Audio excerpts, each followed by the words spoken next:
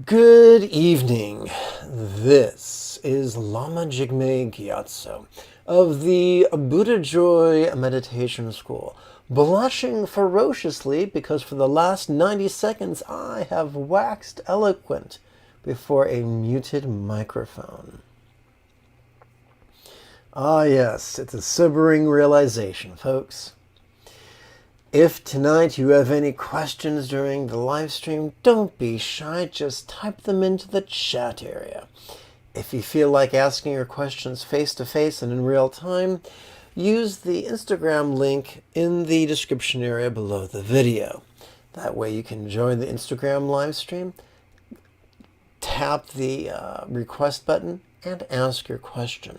But you'll want to return to the YouTube live stream so that you can read along with the guided meditations.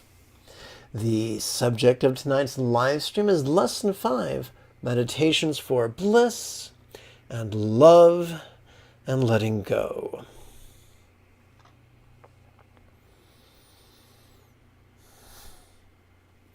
Without any further ado, I shall open up tonight's practice text. And as I do, you can spot pretty quick that this is a Word document. Never fear. The version that is available for free download from the download page, whose link is also in the description area below the live stream, is a PDF that has been formatted to be read upon your smartphone, not in the vertical sense, but in the horizontal configuration. Now, if you're going to play with a lengthy PDF document upon your smartphone, I implore you to download the free Kindle app.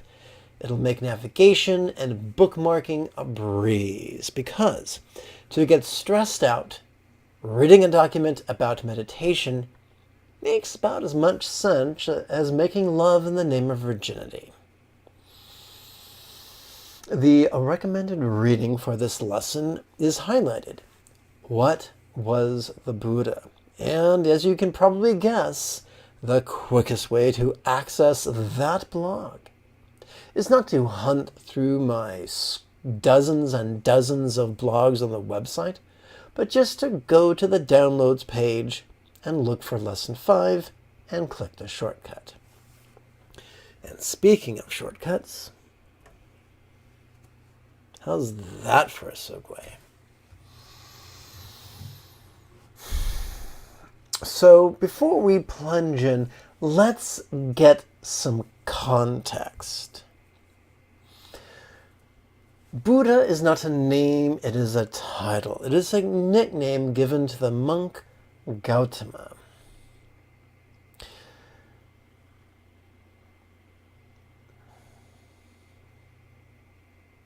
Prince Siddhartha was raised in a luxury. He was raised as a prince. He was raised in a palace. At a certain point, he left his role and he left his home to become a homeless, meditating monk. His first two teachers taught the meditation of his day, which was concentration. The Buddha Gautama worked ridiculously hard, mastered both systems to the point where both of his teachers told him he had mastered their systems and asked them to now take over teaching for them. The Gautama thanked them very much for their kind words, but explained that if that was all their systems had to offer, he still felt like there was more to accomplish spiritually before he began to teach. And there's an important point here. Some people will go to a 2-week course and then fancy themselves meditation teachers.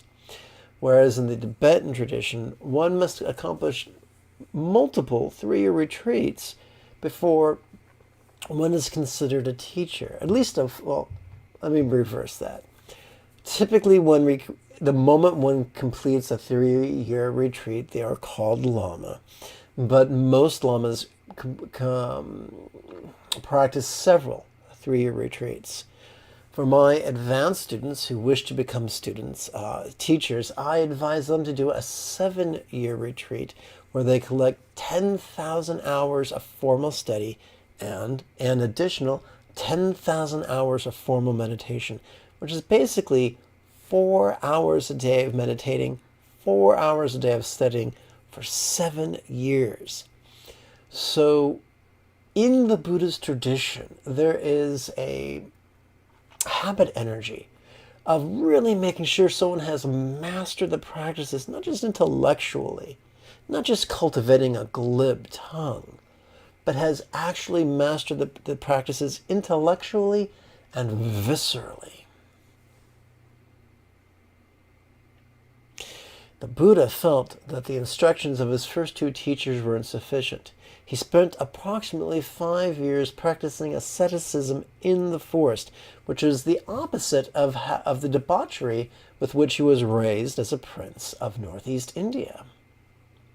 But that seemed to lead nowhere as well, and so he finally stumbled upon the middle path between debauchery and asceticism, the middle path that no longer seeks to practice concentration, rigid and controlling, but instead practiced mindfulness, which was surrendered and acquiescent and vulnerable.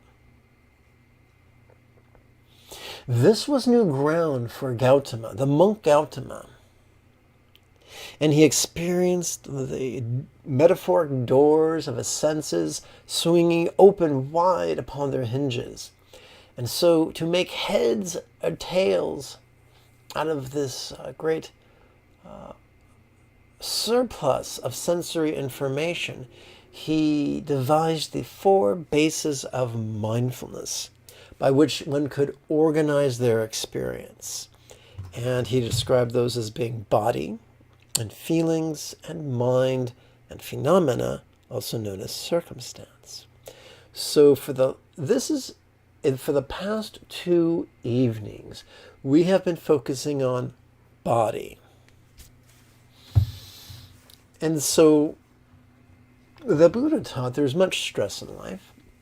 Much of the causes of stress are out of our control. But we humans have the ability to take whatever stress befalls us and make it so much worse. How? How do we do that? By striving to push some things away, by striving to reach for some things that are not yet here, and by striving to clutch to things that are already here. The Buddha explored this in terms of 4 dichotomies or dualities.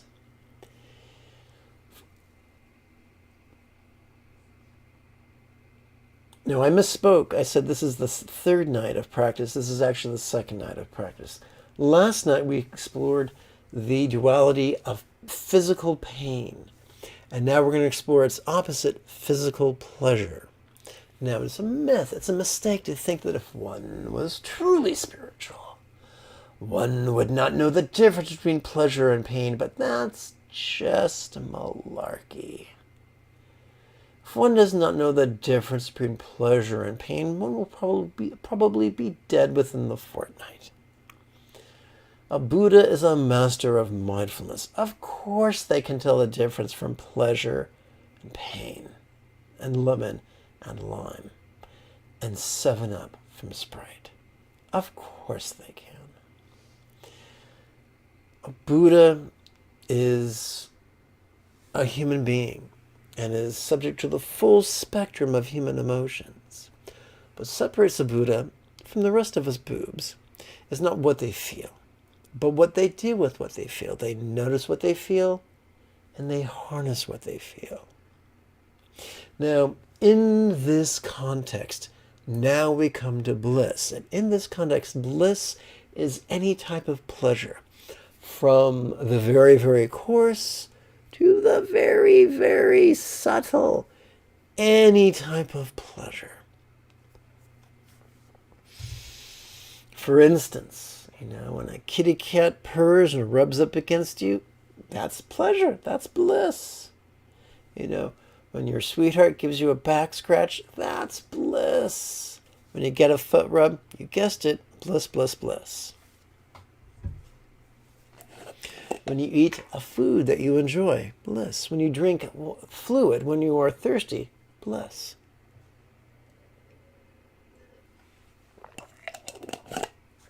So, in the latter chapters of the novelization of Carl Sagan's book, or TV series, Cosmos, we discuss the triune brain theory, wherein every human has a brainstem, has a midbrain, and has a forebrain. Or to put it another way, every human has an instinctual brainstem, a empathetic midbrain, and a rational forebrain. I've said all that to say this. Every complex life form on Earth has a brainstem. Whether you're a primate or a mammal or a reptile, you have a brainstem. Therefore, you and me and everybody else are wired to chase after bliss. That is how our genes influence us. Like a teamster coaxing a donkey with the promise of a carrot, or coaxing a horse with the promise of an apple. We have reward circuitry in our brain. Two that come to mind at this moment are the dopamine cycle and the oxytocin cycle. They have a profound effect upon us, and we ignore them at our own peril. So what we are doing tonight is finding two ways to harness our thirst for pleasure. The first thing we're going to do is apply this energy, this reaching energy, towards the phenomena of love. And the second thing we're going to do is apply this reaching energy towards the wisdom of letting go. We'll start with the love. So love is the domain of the midbrain, which perches upon our brainstem the way a mushroom cap might perch upon its stem. This midbrain that all healthy mammals possess contains an anterior gyrate and a firmament of mirror neurons. We are actually wired for empathy and cooperation. This is huge.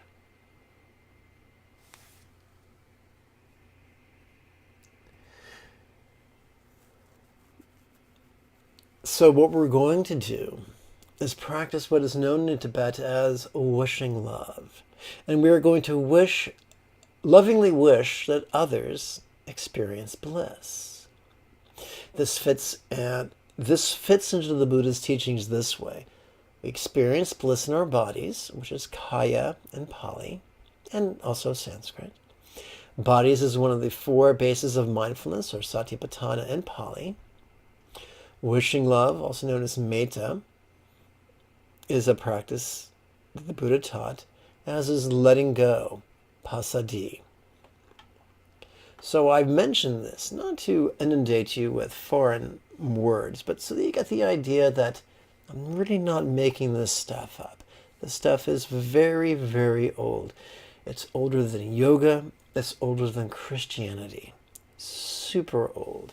More than 25 centuries old. Now, old doesn't necessarily mean it's good or effective, and this is important. The test of a teaching, according to the Buddha, is not how old it is, or how popular it is, or how beautiful it is, or how wealthy, how well endowed it is. The test of a teaching is simply the results we generate when we apply it enthusiastically and correctly and consistently. So for instance, if tonight you learn some techniques and you apply these techniques 5 minutes every morning and 5 minutes every evening for 7 consecutive days, and you get shit results, then go find a better system. But if you get good results, if you're a little bit more peaceful, a little bit more resourceful, a little bit more loving. Come back, learn more techniques. So here's the first page of our guided meditation, and man, this thing is covered in words. Allow me to be your jungle guide. Don't worry, I'll bring you back home safely to the Shire. This up here is known as the superscription or the heading. The Buddha taught that when wishing others well, we first begin with 1/4 of Earth's population, then 1/2 of Earth's population, then 3/4 of Earth's population, then the entirety of Earth's population. On the left, we'll notice the phrase in-breath, and below that the phrase out-breath. This is what I call contemplative notation, just like musical notation. And the inference here is that when we notice our bodies breathing in, there are some words that we shall silently and mentally feed into our inner monologue. And when we notice our bodies breathing out, there are some more words that we shall feed to our imaginary narrator. So, a quick reminder, this is not concentration. There's a myth. The Buddha taught breathing meditation, wherein all we do is concentrate upon the breath. But no, the Buddha taught the opposite of that. Not concentration, but mindfulness. We notice when we're breathing, but we're not focused upon it to the exclusion of everything else. Au contraire. As we are grooving, as we are harmonizing with the natural rhythm of our breathing, we are aware of everything. We are aware of our sensations and flavors and scents and sounds and sights. We are aware of our emotions and intentions and thoughts and memories and imaginings. So no, this is not concentration. These teachings are much older than yoga and hence much older than pranayama, and as such, we do not practice pranayama's control of the breathing. We do not control the depth or the duration of each breath. We do not practice breath retention. We do not hold our breath. We simply harmonize with our breathing, notice what's going on, go along for the ride. Now let's consider the words we will be feeding our inner monologue. An example of our inner monologue is that we may be at work listening to our boss drone mindlessly on, and we might smile and nod. And we might think he's a horse's ass, but we will not tell him that he's a horse's ass. And that distinction is the difference between an inner monologue and getting fired.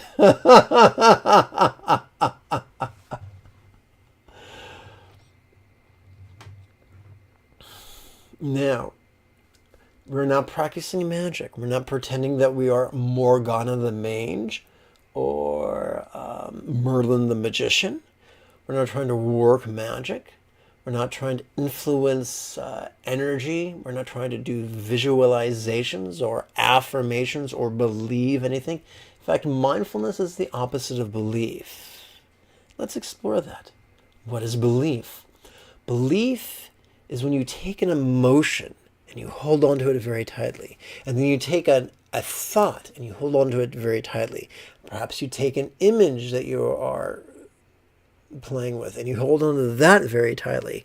Well, that's grasping. That's rigidity, which is the opposite of letting go.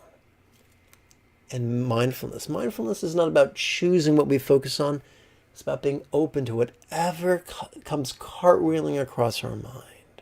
It's not about holding on, it's about letting go. So what are we doing then? We are allowing these words to subtly influence our intention.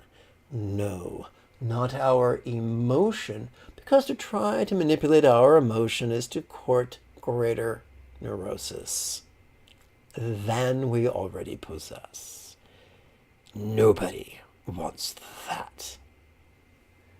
So rather than trying to muck about with our emotion, we turn our attention to our volition, which is a fancy way of saying our will, our intention, and we guide our intention with words. So we're taking our intention and we're karate chopping it in half. Are we silently and mentally reciting the first half of our intention during the in-breath and the second half of our intention during the out-breath? Great bliss for 1/4. 1/4 of what? 1/4 of Earth's population. What is that comprised of? Earth's population is comprised of living beings who walk or crawl or swim or fly. Now, why are we bothering exercising our empathy, our desire for others to benefit? Well, the worst reason is because Buddha told us. The best reason is because we can't help ourselves, because we're healthy mammals and we just are wired for empathy and cooperation. But if we're not quite there yet, then let's turn to pragmatism. Humanity is perched upon the precipice of its own destruction. For multiple decades, we've had the capacity to make Earth uninhabitable, either through the weapons of war or the weapons of industry. I'm talking about either nuclear winter or climate change. For humanity to wake up from hate and greed, we as a species must embrace empathy and cooperation. So if we do not embrace empathy and cooperation because we're just so spiritual we can't help ourselves but do that, then we can do it out of self-preservation. Now, this exercise is great. The 3 other exercises we're going to play with tonight, marvelous. They fit under the heading of wishing love. Wishing love is great. It's a great start. If we really want to master love, we have to do more than just wish good things for others. We have to act upon that wish. Yes, most of us are not Jeff Bezos. Most of us do not have the money to feed and clothe and house all sentient beings upon this planet.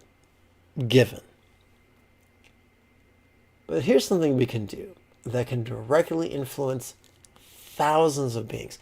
That each one of us can make a choice that it directly influences thousands and indirectly influences millions. It's super easy. Number 1, we can stop murdering and exploiting non-human animals so that we can eat their bodies or their eggs or their milk, or make use of their talents, or hair, or fur, or skin, or other body parts, or talents. Number 2, we, as consumers, we can stop paying others to do those things for us. What I'm talking about is whole food veganism. And if that sounds daunting, don't worry.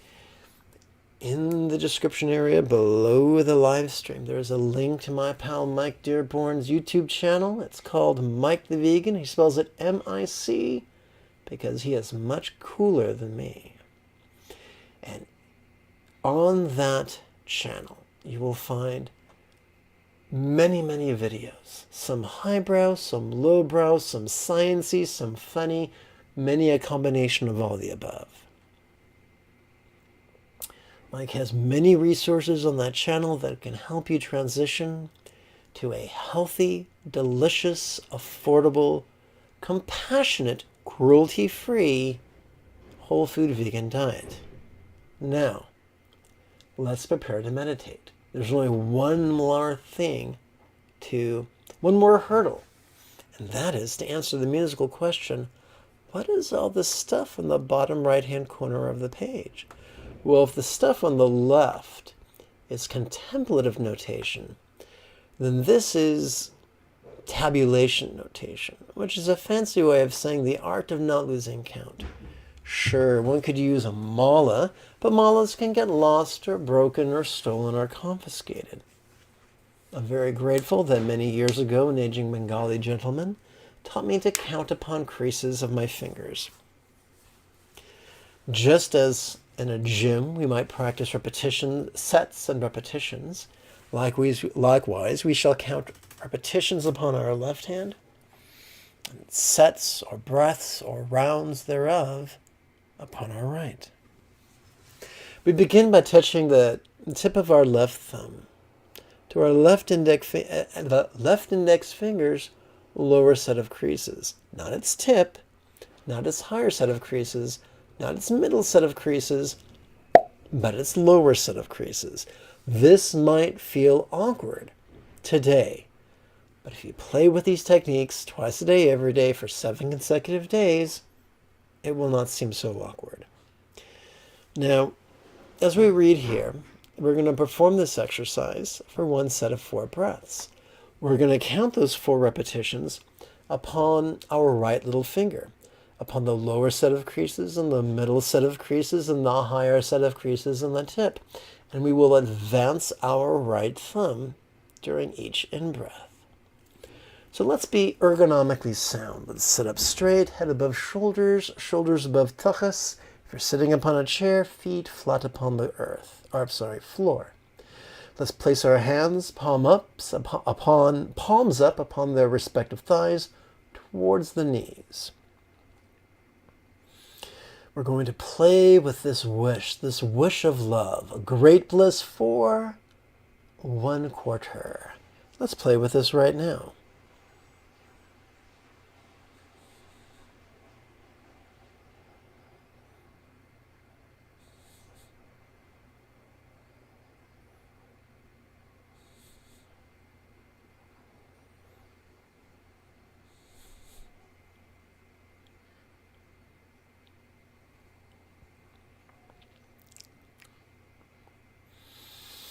We now turn the page. We're getting ahead of steam now. We're going to prepare to count upon the 3 creases and tip of our right ring finger.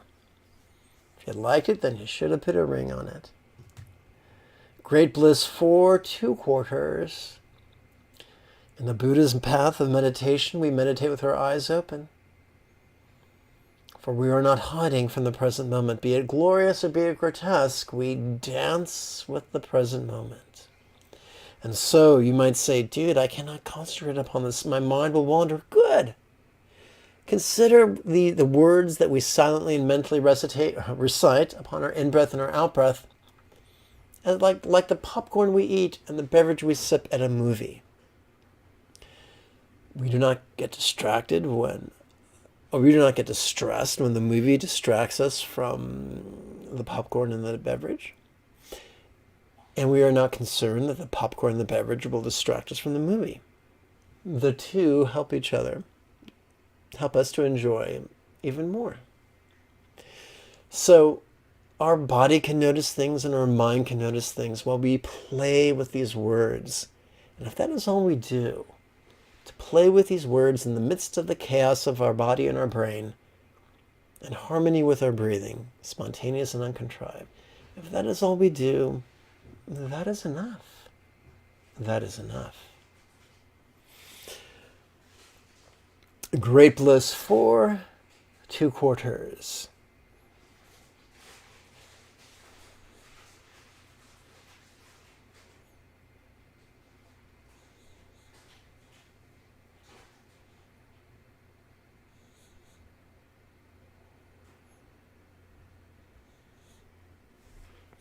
This brings us to the 3rd love exercise. We shall count upon the 3 creases and tip of a right middle finger. That's the finger we use when driving on the freeway to let other drivers know that we think they are number 1. Great bliss for 3/4.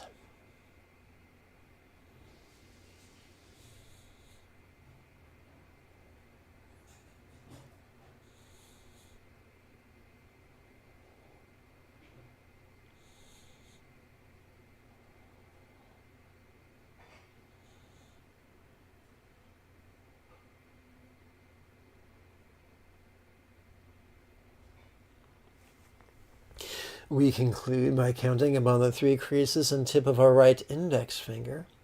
Great bliss for all quarters.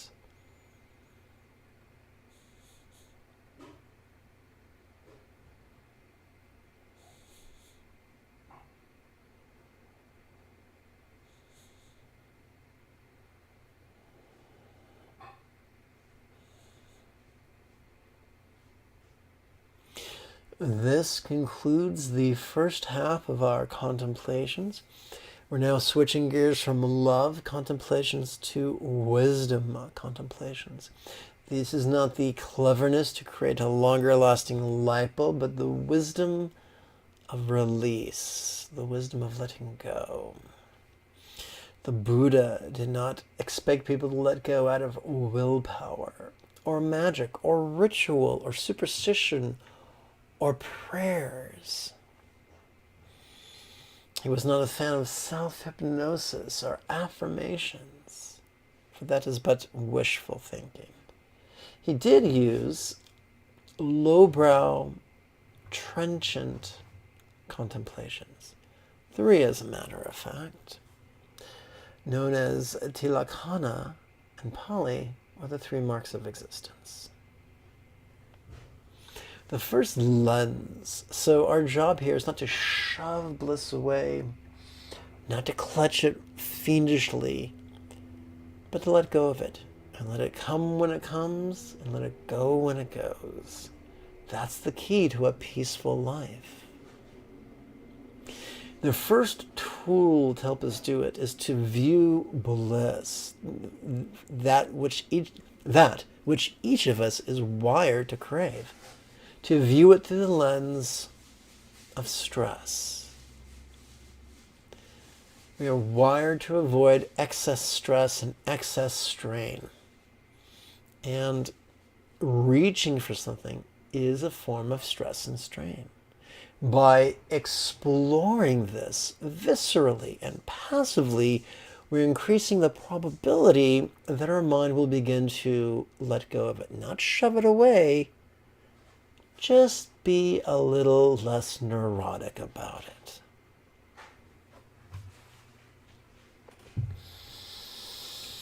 So since we have completed our first set of 4 contemplations, and now that we're starting our second set of 4 contemplations, we're going to advance our left thumb up our left index finger until it comes to rest upon our left index finger's middle set of creases, just like that.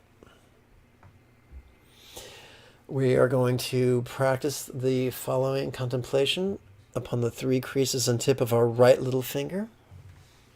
How crave bliss? Relaxing.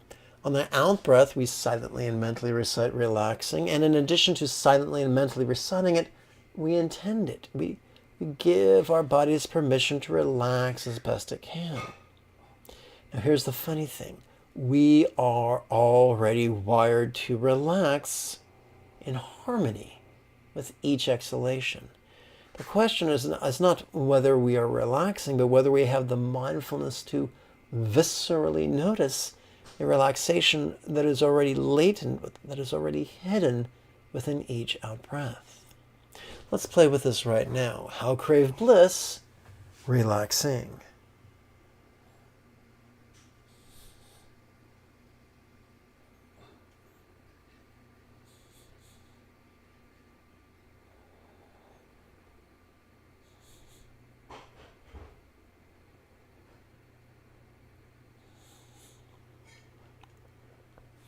We turn our attention.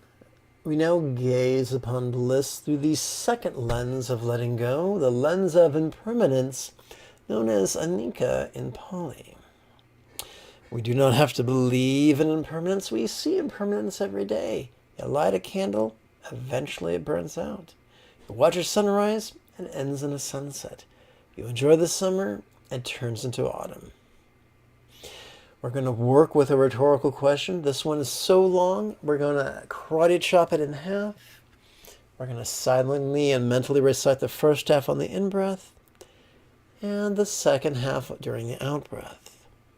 How could bliss always change? Let's count these 4 repetitions upon the 3 creases and tip of our right ring finger. How could bliss always change?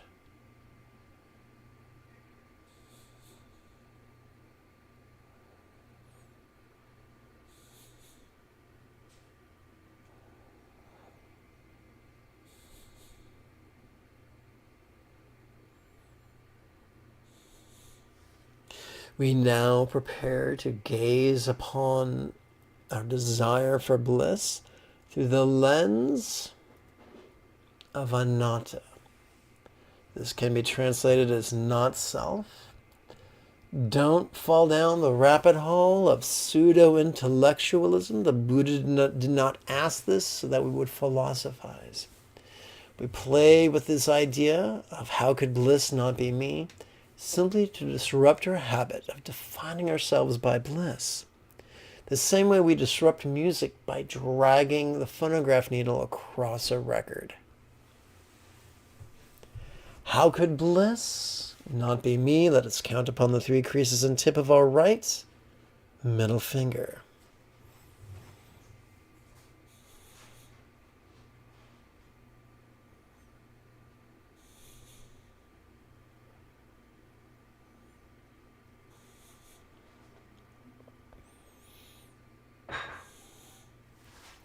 This brings us to our 4th and final contemplation of the evening, which we will count upon the 3 creases and tip of our right index finger, wherein we merely notice bliss and simply let go. Now you might say, I don't know if I feel bliss. Don't worry about it. If all we do is silently and mentally recite notice bliss as we breathe in, and then silently and mentally recite relaxing as we breathe out, if we do that, that is enough. Notice bliss, relaxing.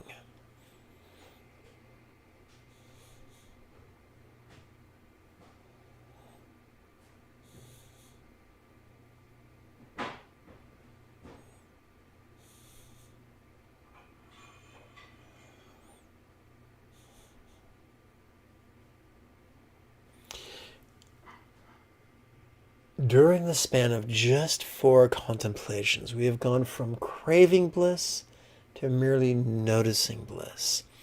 That's the difference between getting caught up in the tornado and slipping into the eye of the storm, wherein we can observe the chaos without being torn apart by it. We have completed 8 contemplations, 4 of love and 4 of wisdom. If our mind was a dog, it would be panting right now. So now we're going to rest the mind in meditation. Meditation goes by many names. Pasadi, Sati Pasadi, Mahamudra, Mahasandi, Chan, Zen, Dzogchen, Tukcho, all kinds of words. Ati Yoga, many terms, many words. I like how it's described by some Tibetan teachers. Watching the play of mind and relaxing into its release. Or in other words, spontaneous awareness meditation. And don't worry, this is much easier than it sounds. During the in-breath, we're going to use a verbiage very similar to the last exercise, only we're going to replace the word bliss with the pronoun this. Notice this, relaxing. We're going to advance our left thumb up our left index finger to the higher set of creases.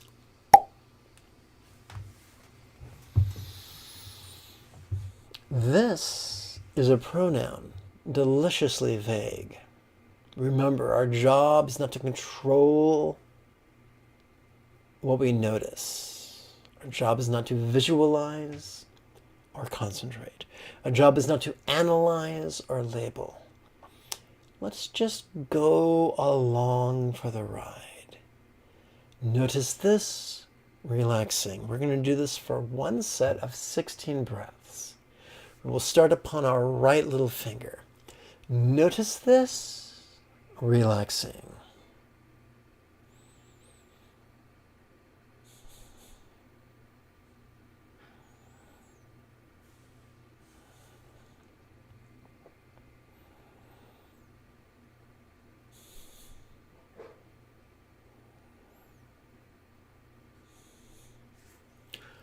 Right ring finger, if I'm going faster than you, don't worry about it. I'm breathing quicker because I'm doing all this talking.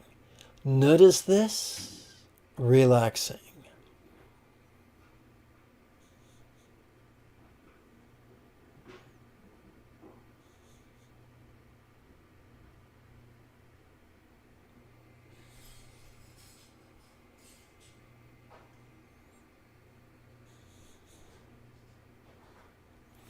Right middle finger, notice this, relaxing.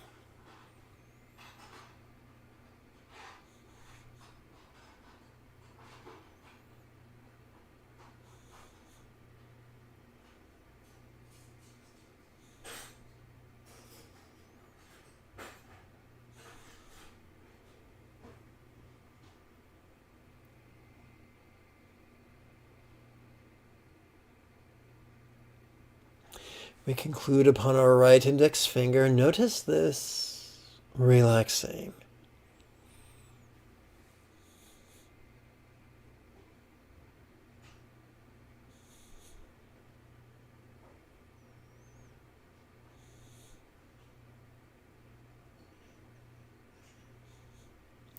This concludes the guided meditation portion of tonight's class. Oopsie, wrong button. We shall now conclude with the bit where I teach you a technique. This technique is useful if you find yourself in an emergency situation where you need a burst of energy.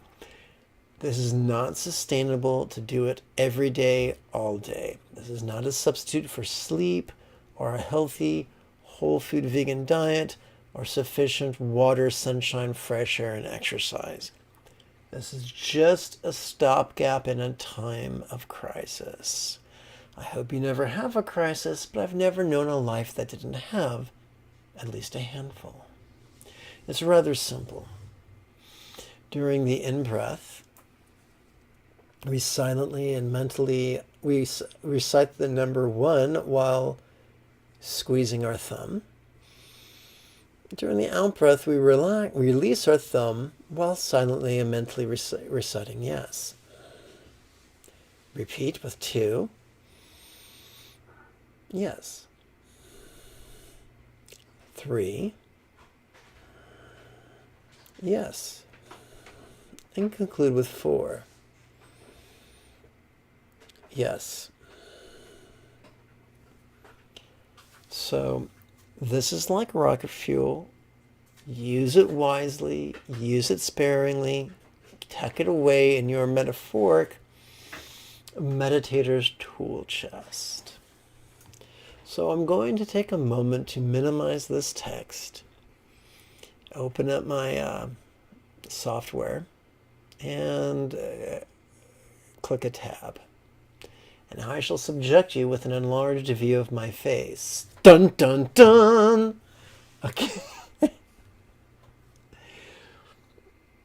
In Tibet, a tale is told, a parable really, or a fable, of a wealthy man, gravely ill, who spent his fortune to acquire a healing potion. And though he paid for it and took possession of it, he did not consume it. It sat unused upon his counter. He went to bed and died. The point of this tale is to remind us that it's lovely to receive the teachings, but they cannot benefit us unless we apply them every morning and every evening, every day. As you play with these techniques, questions will arise. Bring them to the next live stream or share them with me, either as a direct message on Instagram or as a comment here on YouTube. And I'll do my best to get back to you, either through an Instagram blog or YouTube live stream. My friends, I thank you for your time and your kind attention. Oh, one last thing. If you have found value in these live streams or podcasts or blogs or class materials, please consider supporting this channel using the links in the description area below the live stream. If you cannot do that, then please support this channel by liking and subscribing and clicking the notification bell and writing a comment. All these things help the algorithm to share this channel with other people who are looking for this type of instruction. Until next we speak, may you and yours be healthy and happy.